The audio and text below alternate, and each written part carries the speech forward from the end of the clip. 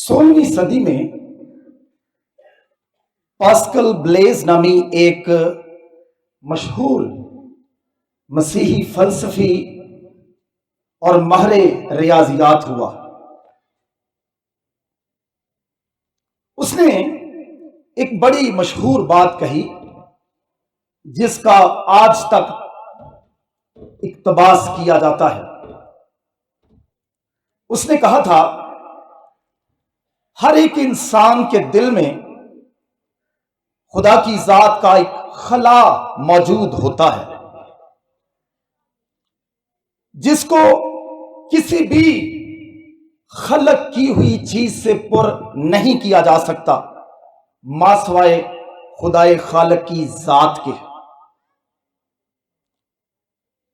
ये अल्फाज जाहिर करते हैं कि हर इंसान फितरतन खुदा के वजूद का एक खला अपनी जात के अंदर रखता है जो कि सिर्फ और सिर्फ खुदाए खालक ही की बदौलत पुर किया जा सकता है।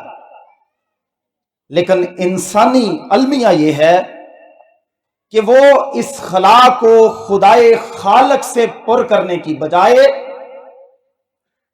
मखलूकात के जरिए से भरने की कोशिश करता है और यूं वो अनजाने में बुत परस्ती के गुनाह का मुर्तकिब हो जाता है। लेकिन सवाल यह पैदा होता है कि आखिर इंसान खुदाए खालिक को छोड़कर मखलूकात की पैरवी में क्यों गामजन हो जाता है।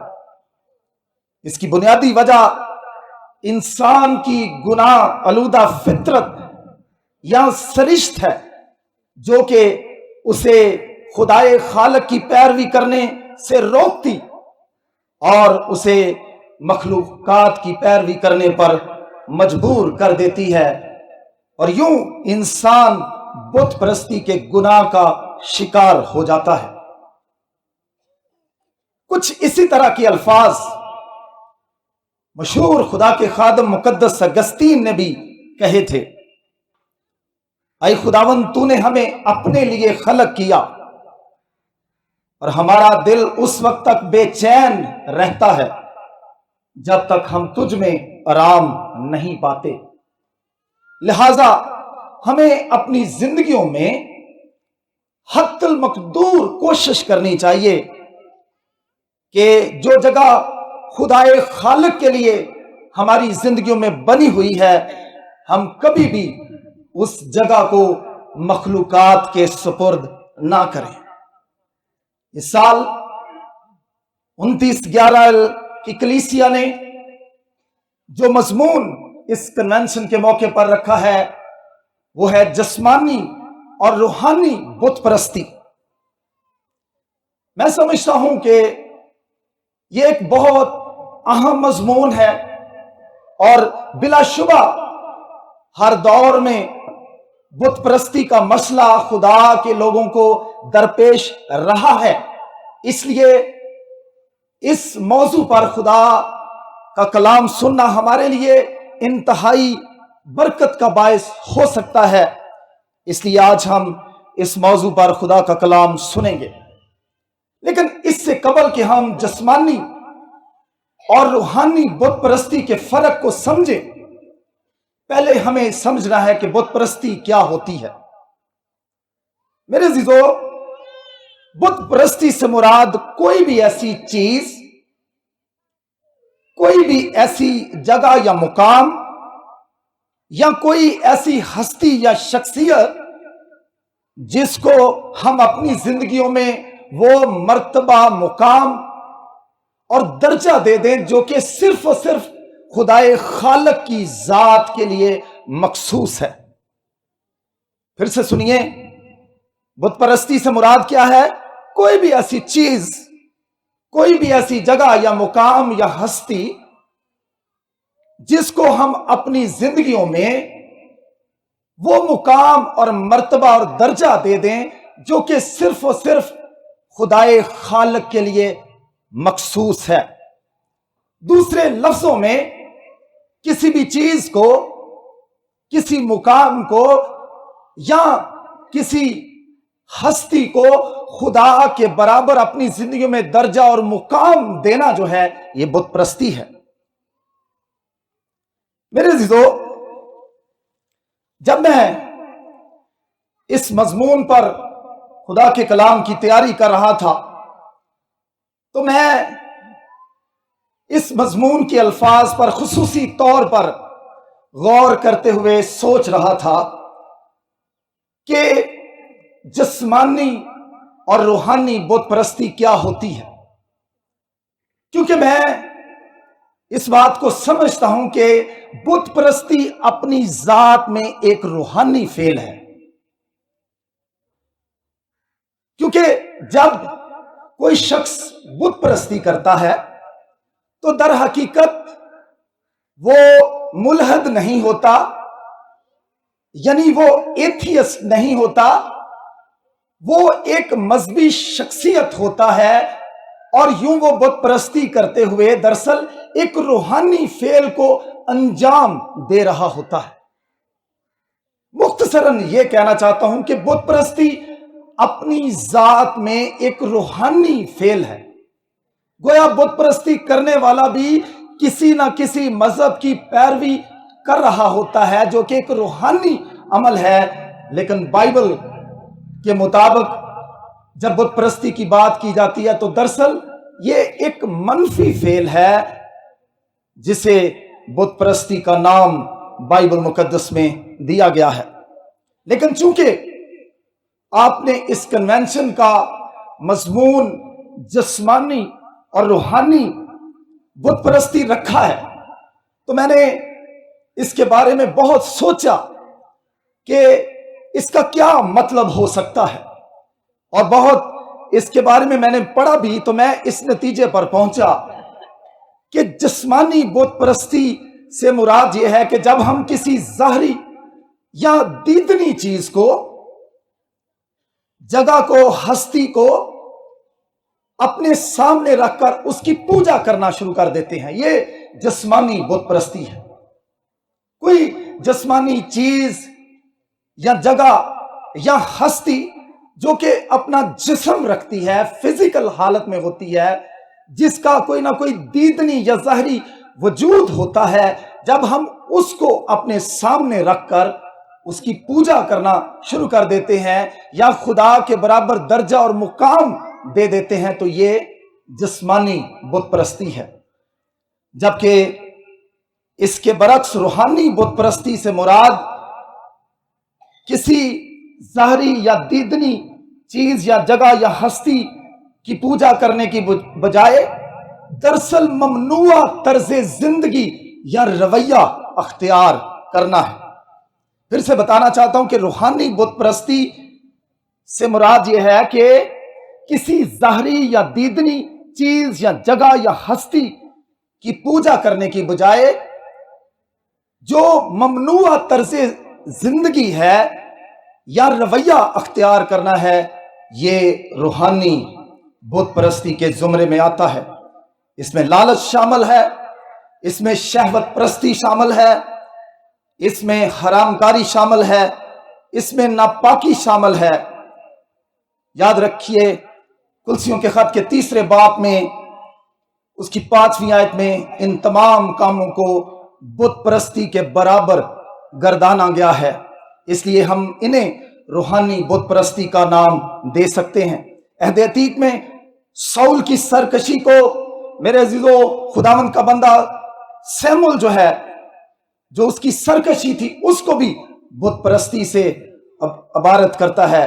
लिहाजा इंसान का सरकश रवैया भी रूहानी बुत परस्ती की गमाजी करता है।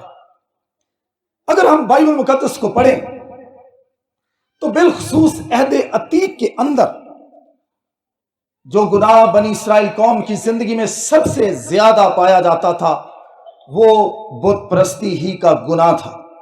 बनी इस्राएल कौम फर्द वाहिद की हैसियत से और मिनहैसुल कौम की हैसियत से बार बार बुत परस्ती के गुनाह का मुर्तकिब होते रहे, और इसके रद्द अमल में बार बार खुदा का गजब बनी इसराइल कौम पर भड़कता रहा। इंतहा यह कि बनी इसराइल कौम की शुमाली सल्तनत 722 या 721 कब्ल अज़ मसीह में बर्बाद हो गई, और फिर बाद अज़ां जनूबी सल्तनत का शराजा भी 586 या 87 कब्ल अज़ मसीह में बाबल की असीरी के साथ खत्म हो गया, क्योंकि उनकी जिंदगियों के अंदर भी बुत परस्ती का गुनाह पाया जाता था। मिस्र की गुलामी से आजाद होने के बाद सोने का बछड़ा बनाकर पूजा करना, काजियों के जमाने में बाल और यसीरतों की पूजा करना, इस्राएली बादशाहों के दौर में खुसूसन अखीयब के जमाना में बाल की पूजा करना 4 दांगे आलम था। मोलक देवता की पूजा करना बुत परस्ती की नुमाया मिसालें हैं। ताहम यह बात दिलचस्पी से खाली नहीं है कि असीरी से आने के बाद बनी इसराइल कौम की जिंदगी में नुमाया तब्दीली आई और वो बिलाशुबा बुत परस्ती से दूर हुए। इसीलिए अंजीली बयानात में और खुदावंद यीशु मसीह की तालीमात में बुत परस्ती का बहुत कम तज़किरा मिलता है, जिसे हम जिस्मानी बुत परस्ती का नाम दे सकते हैं। ताहम ममनुआ तर्ज जिंदगी की बाबत मेरे अज़ीज़ो खुदावंद यीशु मसीह बार बार बात करते हुए दिखाई देते हैं, जिसे हम रूहानी बुत परस्ती का नाम दे सकते हैं। मेरे अज़ीज़ो, जहां बाइबल मुकद्दस में हमें खास तौर पर अहद अतीक में बुत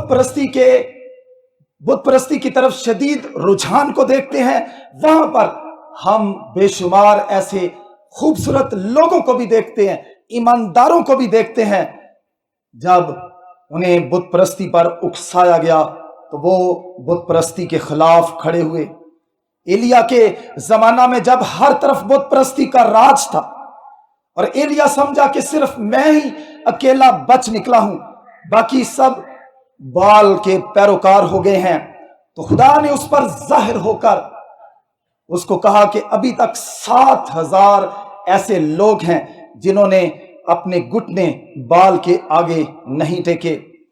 आखज के बरक्स उसका बेटा हिजकिय्याह बुत परस्ती के बहुत खिलाफ था।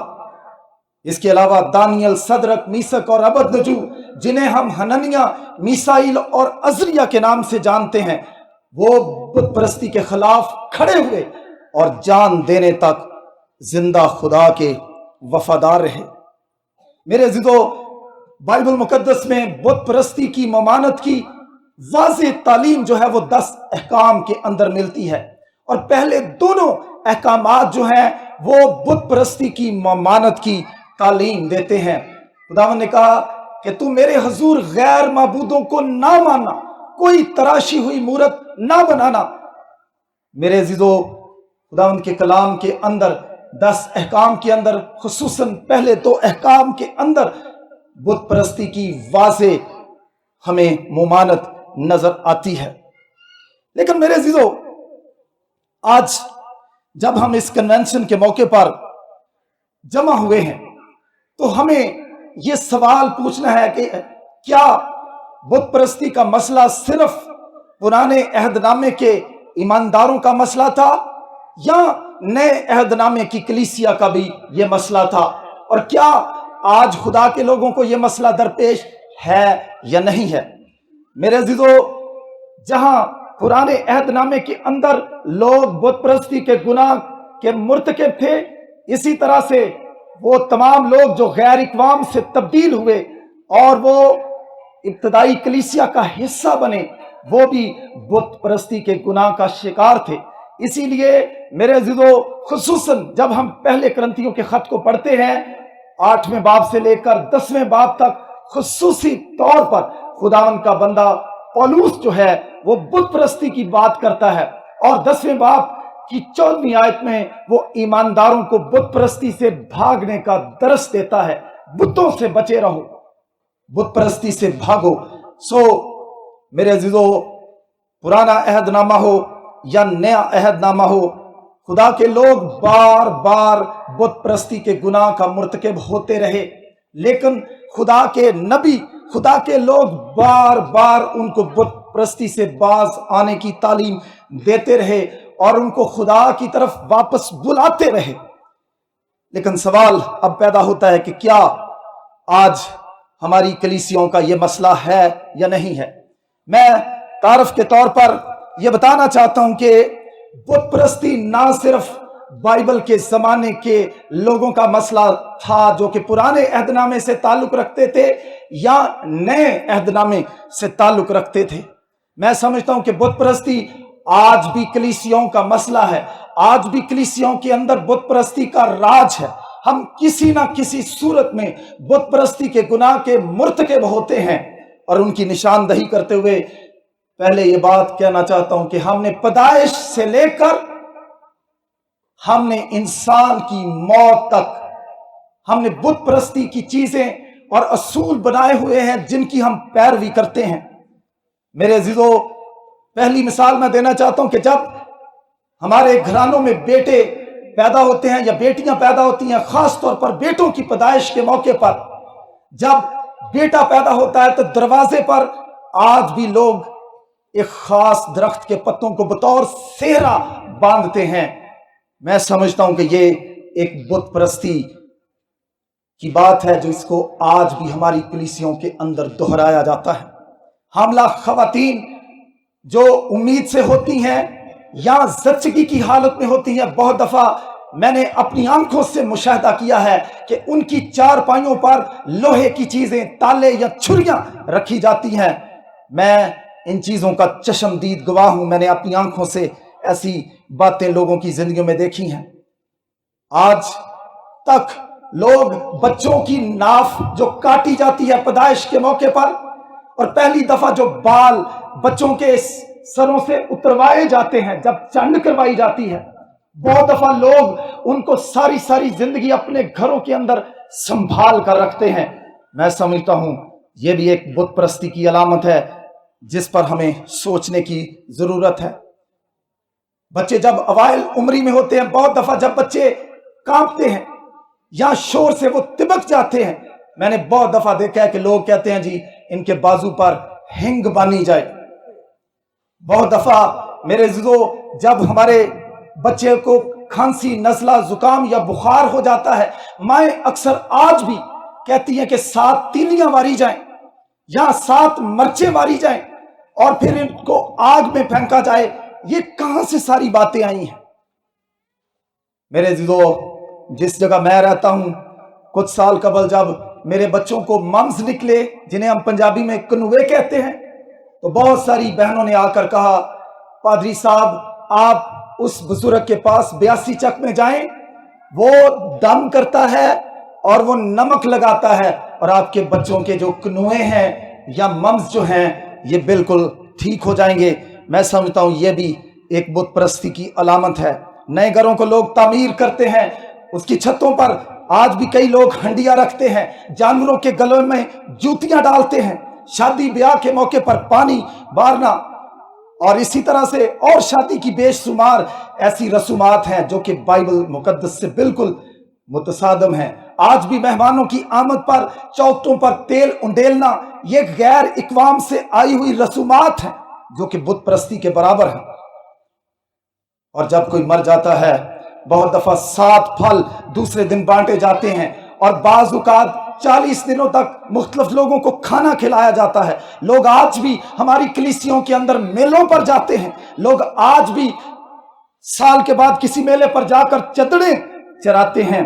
और इसी तरह से मैंने इस बात का मुशाहिदा किया है, 14 साल मुझे पासवानी खिदमत में हुए हैं, लोग आज भी जुमेरात के दिन कुछ हस्तियों के लिए चिराग जलाते हैं।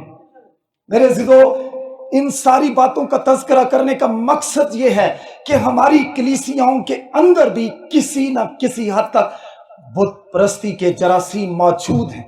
खुदा के लोग होने के बावजूद, खुदावंद पर भरोसा और तकिया करने के बावजूद आज भी लोग हमारी कलीसियों में बुत परस्ती के गुनाह का शिकार होते हैं। मैं जो हवाला आज आपके सामने पढ़ा गया है, मैं उससे चंद एक बातें आपके गोश गुजार करना चाहता हूं। यह एक मशहूर हवाला है जिसमें याकूब की बीवी राखल का तज़किरा मिलता है। جب یعقوب اور راخل میرے عزیزو اپنے معمول لابن کے ہاں سے واپس آ گیا تو خدا کا کلام کہتا ہے کہ جس دن وہ واپس آیا لابن پشم کترنے کے لیے گیا ہوا تھا. اسے علم نہیں تھا کہ اس کا دماد اور اس کی بیٹیاں اس طرح سے یکلک گھر کو چھوڑ کر چلی جائیں گی. اور ایسا ہوا. اور جب وہ تیسرے دن لوٹا تو کلام کہتا ہے کہ جب وہ گھر واپس آیا تو اس نے دیکھا کہ اس کے بت نہیں ہیں. وہ بہت پریشان ہوا, وہ بے چین ہوا, بے قرار ہوا, اور وہ تعقب کرتا ہوا میرے عزیزو 7 منزل تک اس نے تعقب کیا. اور جلاد کے پہاڑ پر اس نے یعقوب اور دیگر لوگوں کو جا کر پکڑا, اور وہ آ کر گویا گلا شکوہ یعقوب سے کرنے لگا. اور تب لابن نے یعقوب سے کہا کہ تو نے یہ کیا کیا کہ میرے پاس سے چوری چلا آیا, میری بیٹیوں کو اس طرح سے لے آیا کہ گویا وہ تلوار سے اسیر کی گئی ہیں, اور تو چھپ کر کیوں بھاگا اور میرے پاس سے چوری کیوں چلا آیا اور مجھے کچھ کہا بھی نہیں, ورنہ میں تجھے خوشی خوشی بیٹے بیٹیوں کو تبلے اور بربت کے ساتھ میں رخصت کرتا. وہ کہتا ہے مجھ میں طاقت تھی کہ جیسا سلوک میں تجھ سے کرنا چاہتا میں کرتا, لیکن تیرے باپ کے خدا نے رات کو مجھ سے خواب میں مخاطب ہو کر کہا تو یعقوب کو ہاتھ نہ لگانا, اسے کچھ برا بلا نہ کہنا. وہ کہتا ہے ٹھیک ہے تو لے آیا ہے, لیکن مجھے یہ بتا کہ تو میرے بتوں کو کیوں چرا کر لے آیا. یعقوب کو اس بات کا علم نہیں تھا کہ اس کی بیوی راخل اپنے باپ کے بتوں کو چرا کر لے آئی ہے. میرے عزیزو اس نے لابن سے کہا کہ تو ڈھونڈ لے, اور میرے عزیزو راخل نے کیا کیا, راخل نے ان بتوں کو لیا اور وہ اپنے نیچے ایک کشن پر جو کہ اونٹ کا بنا ہوا کجاوا تھا یا ایک کیلے موڑا تھا یا صوفہ تھا یا کرسی تھی, اس نے ان بتوں کو اپنے نیچے رکھ لیا اور اس کے اوپر بیٹھ گئی, اور اس کا باپ لابن سارے خیمے کے اندر بتوں کو ٹٹولتا رہا کہ کہیں سے مل جائیں. لیکن وہ بت جو تھے جن کو ترافیم میرے عزیزو عبرانی زبان میں کہا گیا ہے, کچھ سکولر اسے سرافیم بھی کہتے ہیں, وہ چھوٹے سائز کے تھے.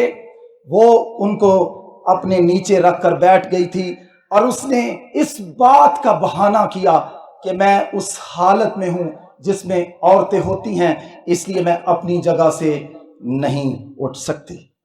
میرے عزیزو میں نے اس حوالے کو کیوں پڑھا؟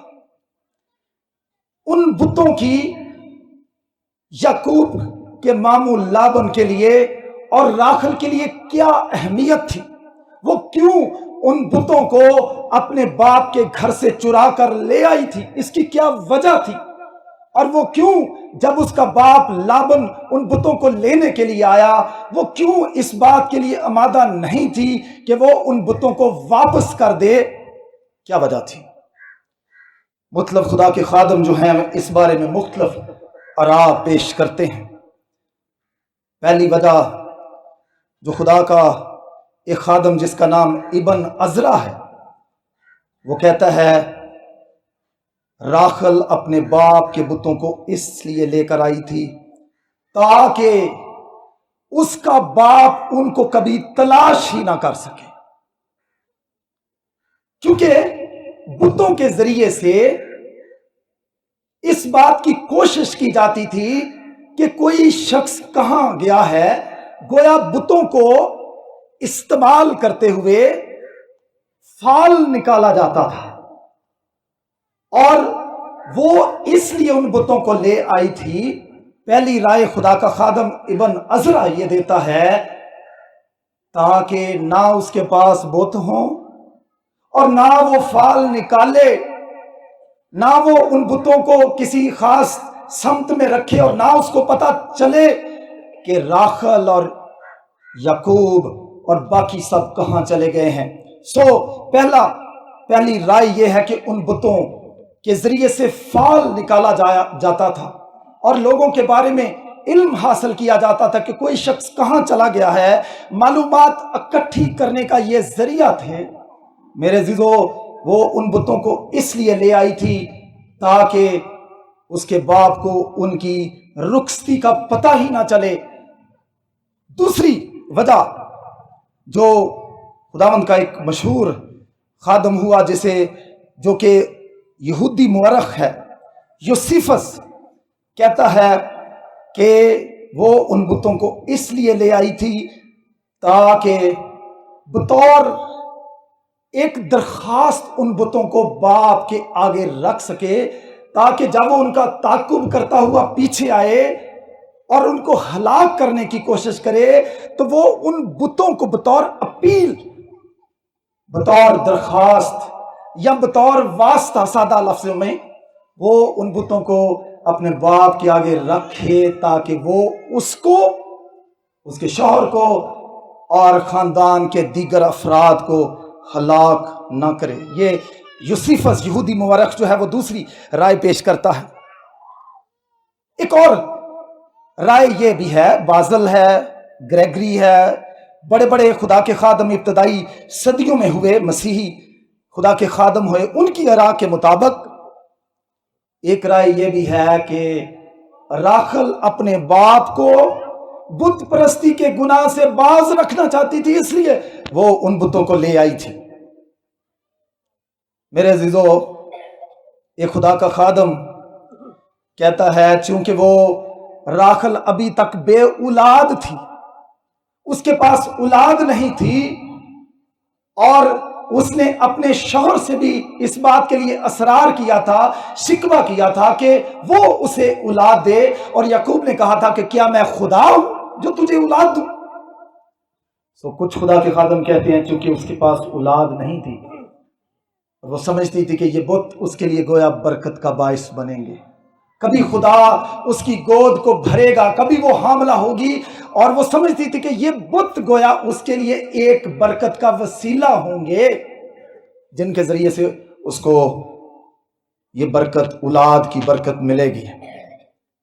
میرے عزیزو، اس کے ساتھ ساتھ خدا کا خادم جان کیلون جو پریسبیٹیرین نظام کا بانی ہے، جان کرسوسٹم، اور اسی طرح سے اسپیکرز کمنٹری، ان کے مطابق دراصل وہ بت اس لیے لے کر آئی تھی کیونکہ اس کا باپ لابن ارامی تھا جو کہ بتوں کی پوجا کرتا تھا۔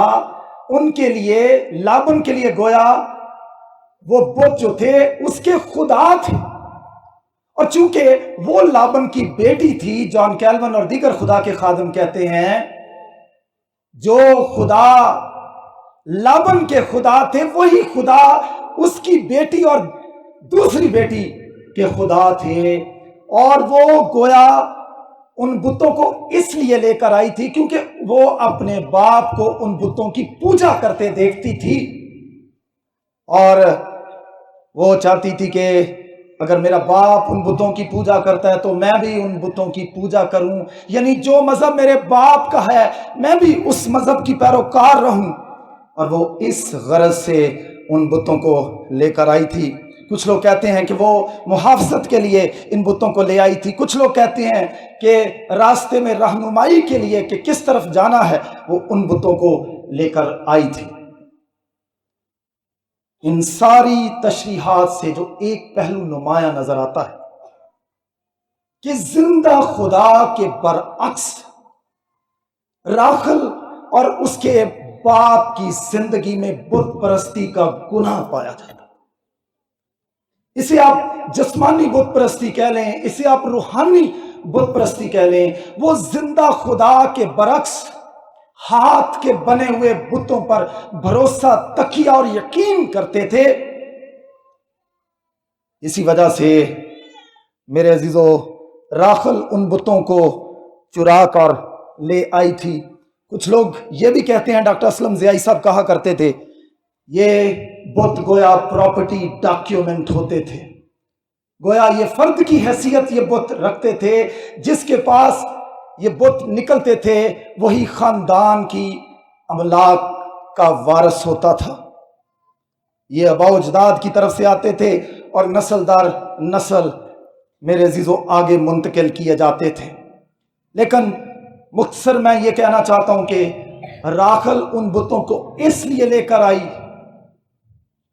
क्योंकि वो खुदा के बरक्स बुतों की पूजा करने वाले बाप की एक बेटी थी। और यही नहीं हम देखते, वो ना सिर्फ चुरा कर लेकर आई है बल्कि वो उन बुतों से छुटकारा भी नहीं पाना चाहती।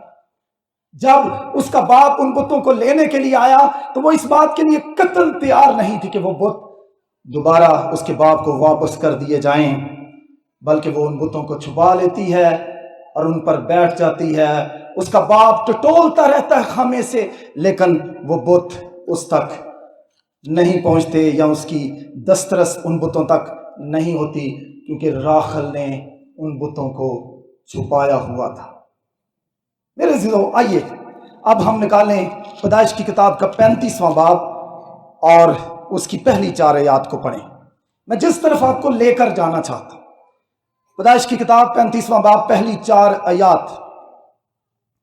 और खुदा ने याकूब से कहा, उठ बैतेल को जा और वहीं रह, और वहां खुदा के लिए जो तुझे उस वक्त दिखाई दिया जब तू अपने भाई असौ के पास से भागा जा रहा था, तो एक मज़बा बना। तब याकूब ने अपने घराने और सब साथियों से कहा, बेगाना देवताओं को जो तुम्हारे दरमियान हैं दूर करो, तहारत करके अपने कपड़े बदलो, आओ हम रवाना हूं और बैतुएल को जाएं। वहां मैं खुदा के लिए जिसने मेरी तंगी के दिन मेरी दुआ कबूल की और जिस राह में मैं चला मेरे साथ रहा, मज़बा बनाऊंगा। गौर कीजिए, तब उन्होंने सब बेगाना देवताओं को जो उनके पास थे और मुंदरों को यानी बालियों को जो उनके कानों में थे याकूब को दे दिया, और याकूब ने उनको उस बलूत के दरख्त के नीचे जो सिकम के नजदीक था दबा दिया। मेरे अज़ीज़ों, पीछे राखल जो है वो उन बुतों को अपने साथ लेकर आई और बाप के आने पर उसने उस बुतों को छुपाए रखा, क्योंकि वो उसके लिए गोया एक खुदा की हैसियत रखते थे और वो बुत परस्ती के गुनाह का शिकार थी।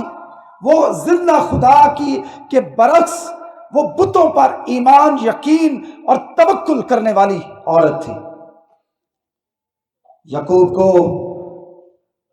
अब अपने ससुर के घर से आए हुए तकरीबन 10 साल का अरसा गुजर चुका है और इसके साथ साथ याकूब को खुदा के साथ एक वादा किए हुए तकरीबन 30 साल गुजर चुके हैं।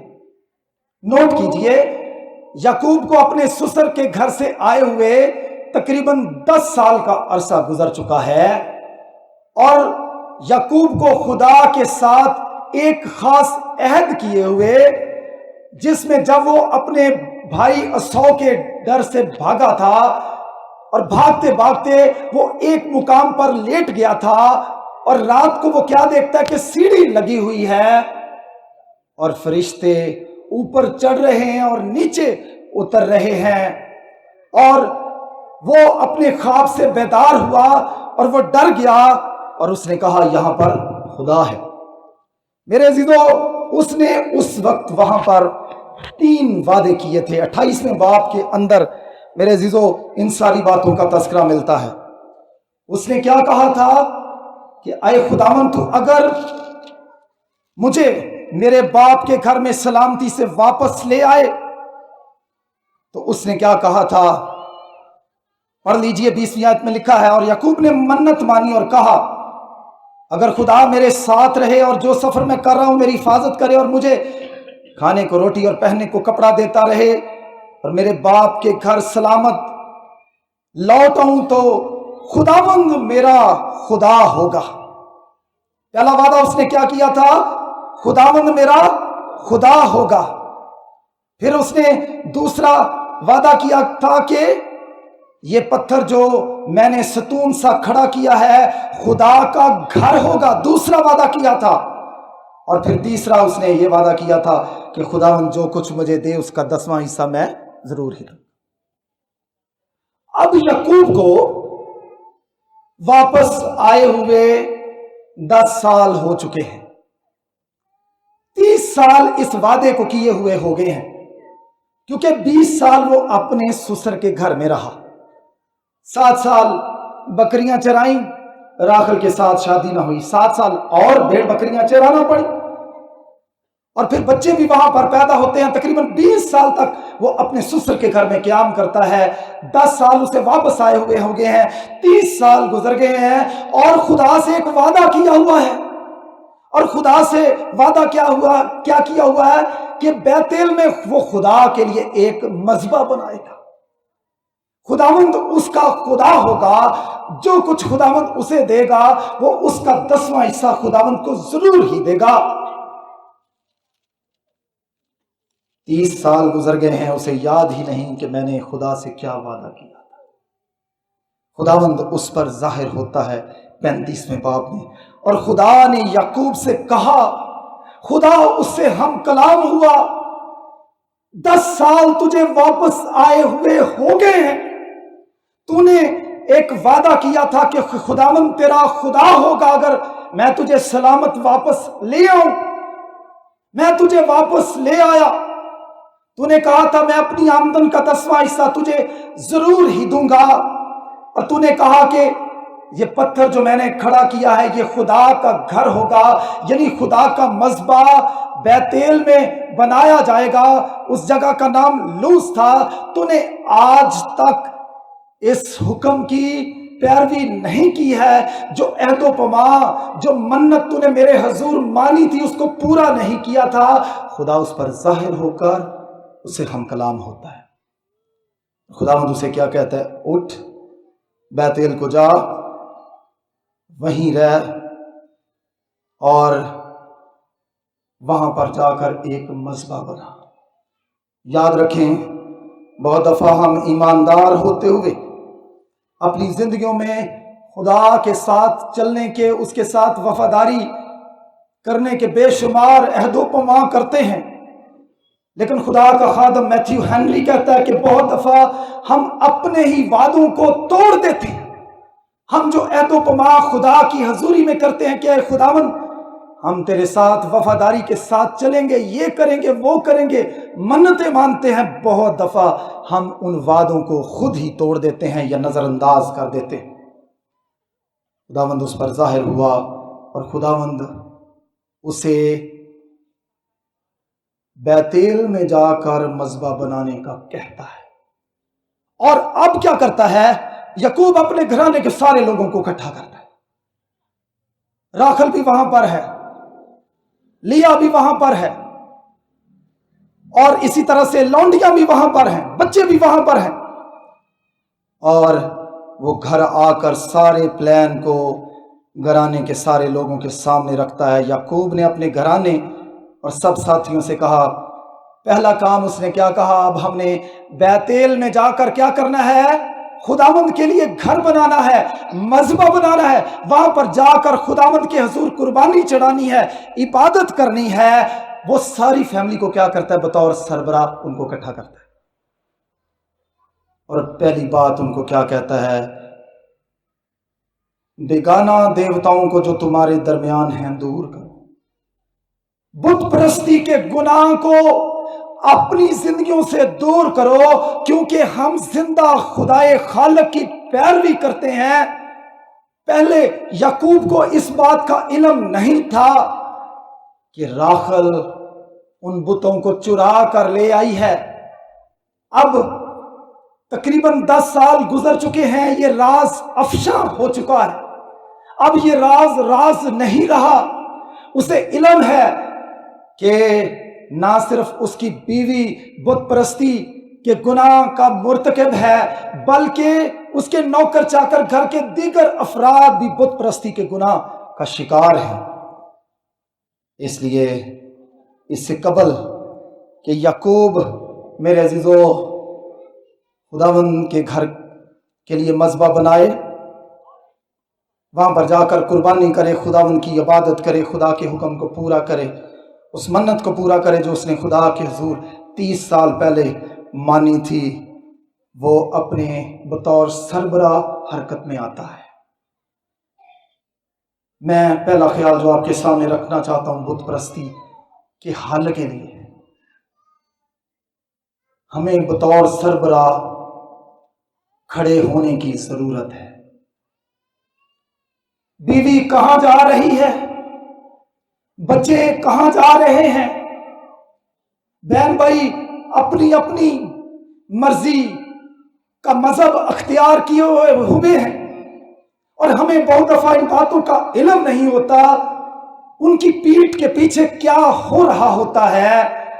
ہم اپنی روحانی زندگیوں میں بہت دفعہ مگن اور مشغول ہوتے ہیں یعقوب کی طرح، انہیں پتہ نہیں ہوتا کہ بیوی تو بت پرستی کے گناہ کی مرتکب ہو چکی ہے، اس کے نوکر چاکر بت پرستی کے گناہ کا مرتکب ہو چکے ہوتے ہیں۔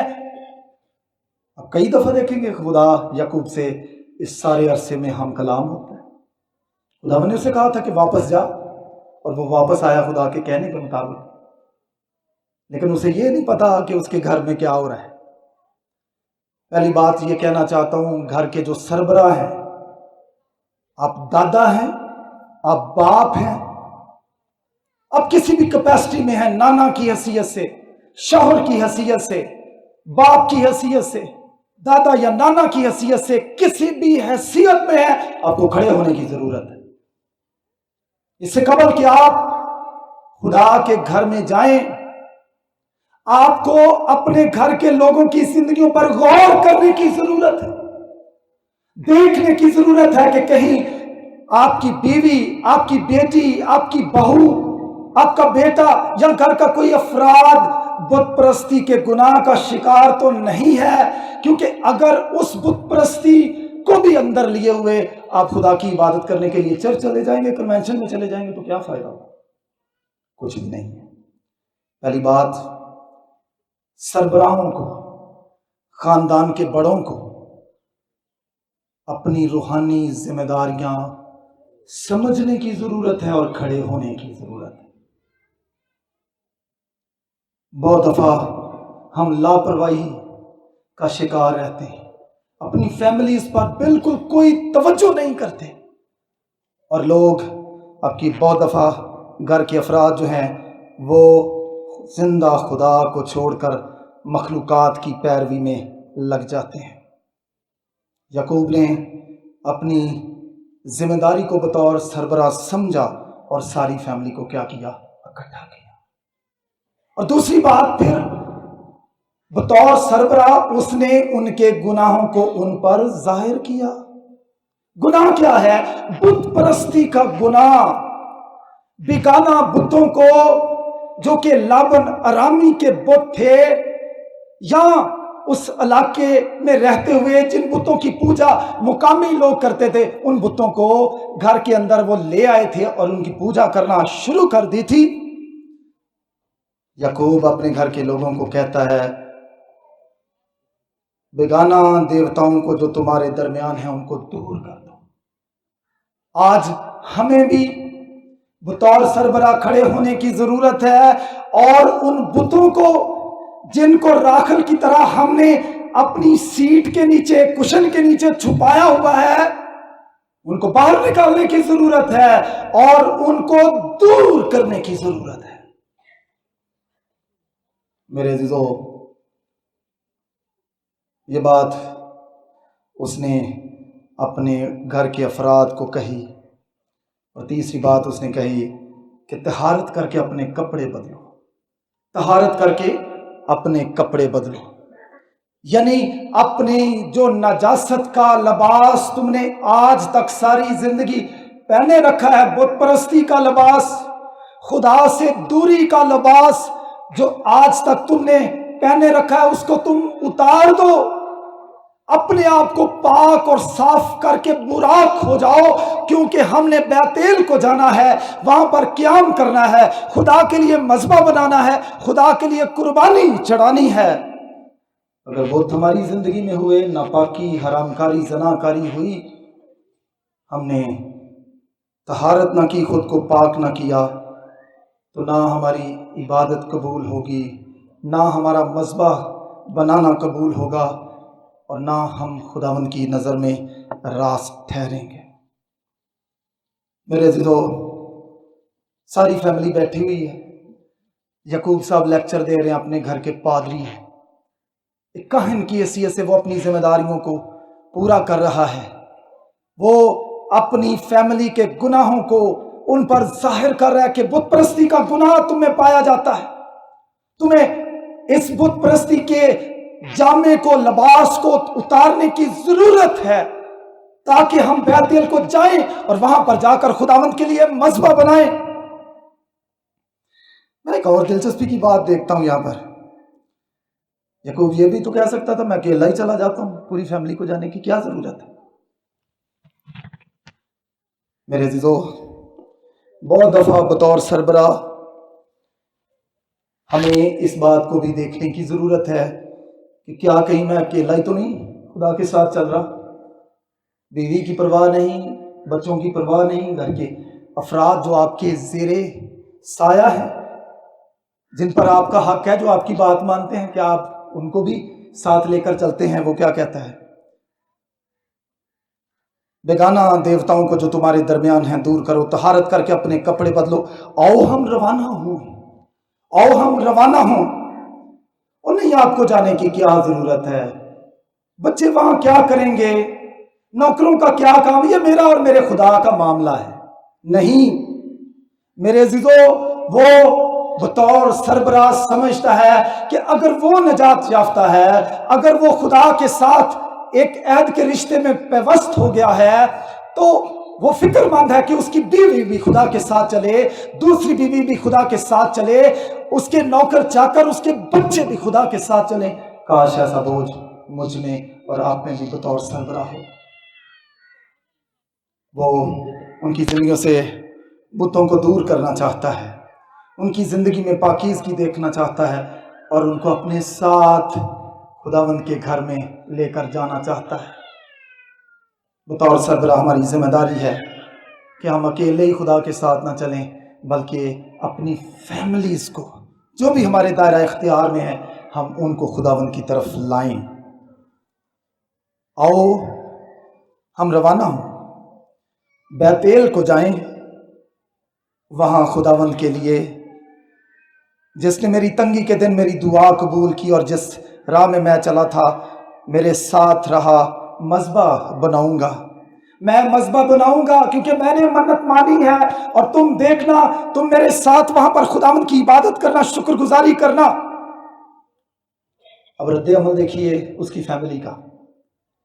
اب انہوں نے سب بیگانہ دیوتاؤں کو جو ان کے پاس تھے، اور مندروں کو یعنی بالیوں کو جو ان کے کانوں میں تھی، سارا کچھ لا کر یعقوب کو دے دیا۔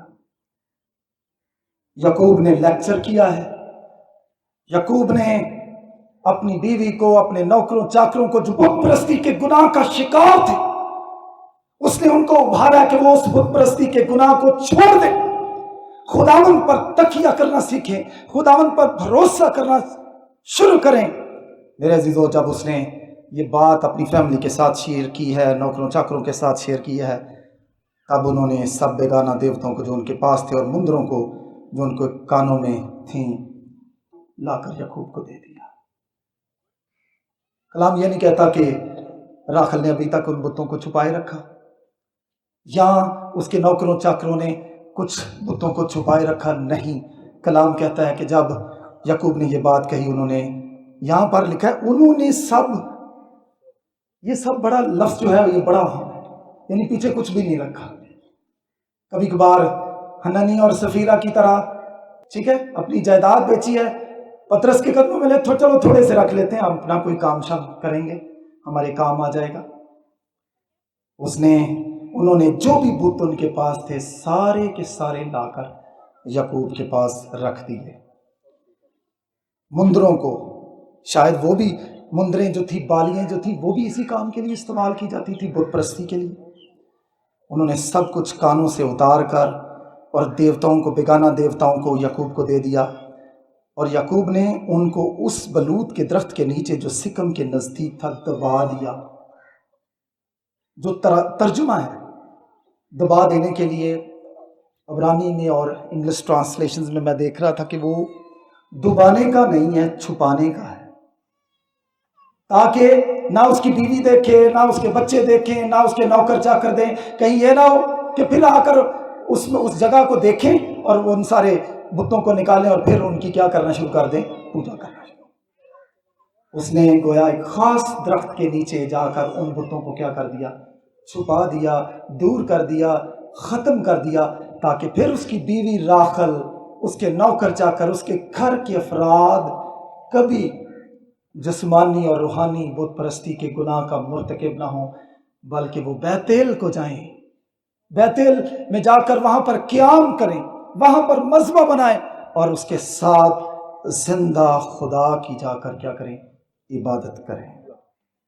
میرے عزیزو، اگر ہماری زندگیوں میں کسی بھی قسم کی جسمانی یا روحانی بت پرستی پائی جاتی ہے تو ہمیں دور کرنے کی ضرورت ہے۔ میں نے بتایا بت ظاہری بھی ہو سکتا ہے اور کوئی پوشیدہ بت بھی ہو سکتا ہے جو نظر ہی نہ آئے۔ ظاہری چیز تو کوئی دیکھ سکتا ہے، اس کو کہہ سکتا ہے کہ یہ بت ہے، اس کو دور کرو، لیکن اگر کوئی چیز دل میں بت بنائی ہوئی ہے جس کو ہم خدا سے زیادہ مرتبہ، مقام اور درجہ اپنی زندگی میں دیتے ہیں، اس کو بھی دور کرنے کی ضرورت ہے، جو کہ روحانی بت پرستی ہے۔ یعقوب نے کہا انہوں نے ان بتوں کو نکالا اور یعقوب نے جا کر ان بتوں کو دفن کر دیا تاکہ وہ اس کے بعد طہارت کر کے پاک ہو کر خداوند کے گھر میں جائیں اور خداوند کے لیے مذبح بنا کر خداوند کی کیا کریں، عبادت کریں۔ آج میں درخواست کرنا چاہتا ہوں، اگر یہاں کوئی ایسا بھائی ہے، بہن ہے، جن باتوں کا میں نے تذکرہ کیا، اگر کسی بھی قسم کی جسمانی یا روحانی بت پرستی کا گناہ ہماری زندگیوں میں پایا جاتا ہے تو ہمیں توبہ کرنے کی ضرورت ہے۔ یعقوب نے بیتیل جانے سے پہلے یہ کام کیا۔ ہم خدا کے گھر میں آ چکے ہیں، ہمیں بھی آج اپنی زندگی میں ہر طرح کی جسمانی اور روحانی بت پرستی جو کہ ممنوع رویے کی عکاسی کرتا ہے، اس کو دور کرنے کی ضرورت ہے تاکہ ہم خداوند کی اس برکت کو حاصل کریں جو خدا ہمیں دینا چاہتا ہے۔ میرے عزیزو، میں چند ایک مثالیں دے کر اپنی زندگی سے اپنے پیغام کو ختم کرنا چاہتا ہوں۔ بت پرستی ہوتی کب ہے؟ بت پرستی بندہ کرتا کب ہے؟ جب ہم خداوند پر دراصل بھروسہ کرنا چھوڑ دیتے ہیں، تو پھر ہم کوئی اور طریقہ ایسے نہیں ہو سکتا۔ میں گریجویشن کا طالب علم تھا گورنمنٹ کالج ساہیوال میں،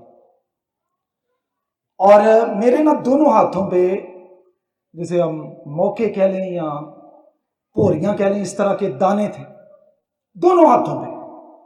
میں کیا کرتا تھا کہ اکثر ان کو کاٹتا رہتا تھا، بہت زیادہ تھے، مجھے ہاتھ ملاتے ہوئے لوگوں سے شرم آتی تھی، شرمندگی ہوتی تھی، میں بڑا پریشان تھا، مختلف طریقے حربے آزمائے، بات نہ بنی۔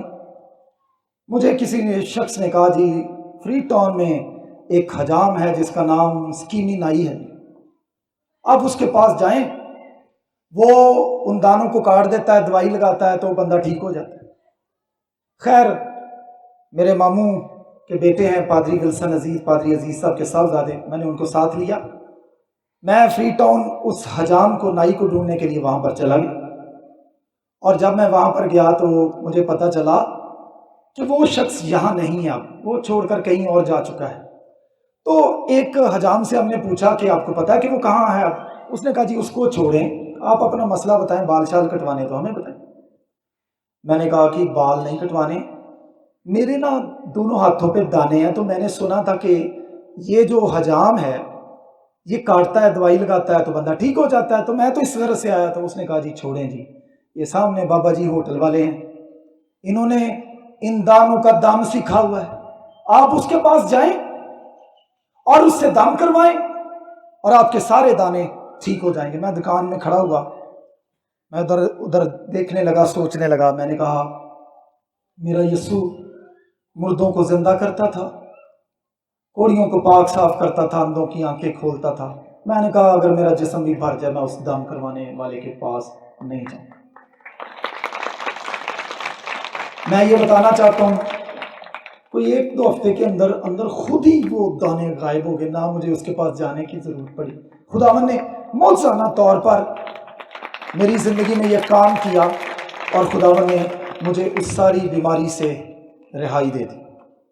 ایک بات اور کرنا چاہتا ہوں، بہت سال پہلے کی بات ہے، ہمارے ماموں کے بیٹے کی شادی تھی، میری بیوی ولیمے پر گئی، میں کلیسیائی مصروفیات کی وجہ سے نہ جا سکا، اور ہوا کیا، وہاں پر کسی نے کہا کہ آپ کو سونے کی جولری پہنی ہوئی تھی، یہ اچھی نہیں لگ رہی ہے، سوٹ کے ساتھ میچ نہیں کر رہی، آپ کوئی اور جولری پہنے۔ خیر آرٹیفیشل جولری تھی، وہ نکالی پرس سے، وہ پہن لی، اور ہوا کیا کہ پرس میں سے کسی نے ہاتھ مارا اور سونے کی جولری میری مسز کی نکال لی۔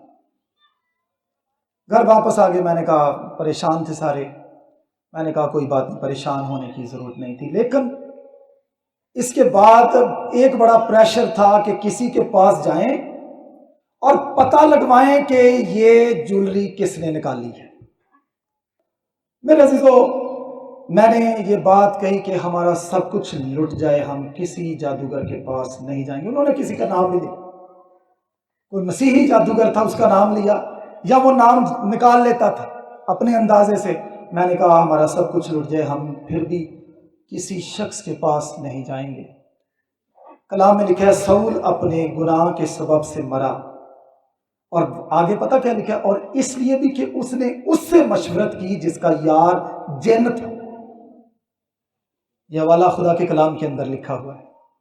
میرے عزیزو، آج میں یہ خیال آپ کے سامنے رکھنا چاہتا ہوں، ہم کسی نہ کسی طرح آج بھی بت پرستی کے گناہ کا شکار ہوتے ہیں، اور اس کی بنیادی وجہ کیا ہے کہ ہم زندہ خدا کو چھوڑ کر، اپنے یسوع ناصری کو جس نے اپنی جان صلیب پر دی ہے، ہمارا فدیہ ادا کیا ہے، ہم اس کو چھوڑ کر کسی اور ہستی کی طرف دیکھنا شروع کر دیتے ہیں اور سمجھتے ہیں کہ وہ ہمارے مسائل کا حل ہے۔ کلام میں لکھا ہے اور کسی دوسرے کے وسیلے سے نجات نہیں، آسمان اور زمین کے تلے ہمیں کوئی دوسرا نام نہیں بخشا گیا جس کے وسیلے سے ہم نجات پا سکیں۔ یسوع نے کہا راہ، حق اور زندگی میں ہوں، میرے وسیلے کے بغیر کوئی باپ کے پاس نہیں آتا۔